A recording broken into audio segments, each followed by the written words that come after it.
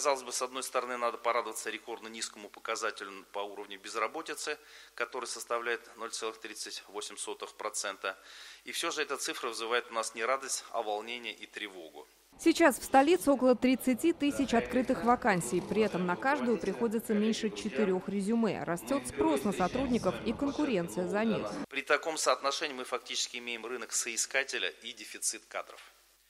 Не мне вам, уважаемый руководитель, рассказывать, что в такой ситуации работодатель либо вынужден идти на компромиссы и закрывать вакансию абы кем, либо очень долго вообще не закрывает вакансию. И результат в таком случае – это не сэкономленный зарплатный фонд, а задачи и планы, которые так и не удалось реализовать. Поэтому кадры, как и прежде, все решают. И решать нужно во всех сферах. С учетом демографического бума городу нужны более 400 педагогов каждый год. Ищут их и в других регионах. За 5 лет в Казань переехали 1300 учителей. Вторая демографическая тенденция – дефицит работников моложе 35. И она сохранится в ближайшие 5-8 лет. К тому же студенты не готовы выбирать рабочие профессии. Молодежь не хочет приходить на парочку слесарей и мафинистов. Предпочитает после получения высшего образования получить сразу инженерную позицию. Пусть даже не по направлению. Многие не используют свои знания по направлению доставку в маркетплейс. Вот здесь вот и руководителям вузов хотел бы обратиться. Все-таки надо повышать значимость рабочих специальностей. Обязательно об этом надо говорить.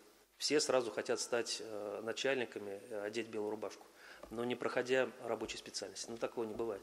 Чем привлекать и удерживать специалистов? Своим опытом делились работодатели. Все сходятся во мнении, нужна новая культура отношения к сотрудникам. Так, Сибур за 2 года провел на Казань-Оргсинтезе масштабную трансформацию от комфорта рабочих помещений и спецодежды до современной столовой, где к здоровому питанию приучают скидками. Давно уже зарплата просто перестала быть главным мотиватором для людей.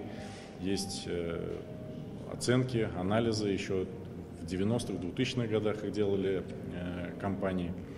То, что зарплата является мотивирующим фактором от 2 недель до 2 месяцев только, и она потом перестает работать. Но на самом деле это мы на собственном примере тоже подтверждаем. Фундамент бизнеса – это люди, а корпоративная культура – это тот цемент, который этих людей соединяет. Если мы ответим людям на вопрос во имя чего большего, да, то человек будет на работе чувствовать себя счастливым.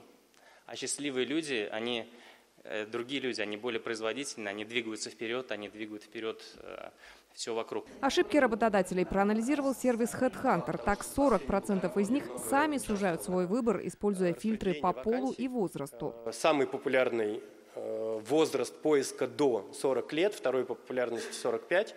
Это означает, что если вам есть 40, то, возможно, это ваша последняя работа, потому что ваши кадры вас больше не наймут. Задумайтесь. Я понимаю, что все хотят молодых, красивых, но, как в старинном анекдоте, вам шашечки или ехать. Не бояться рекомендуют и неопытных соискателей. Из них воспитываются самые лояльные сотрудники. Уже сейчас многие предприятия ищут кадры со школьной скамьи. Это профильные классы, стажировки, трудоустройство на лето. Алина Зинатульна, Данил Филатов, ТНВ, Казань.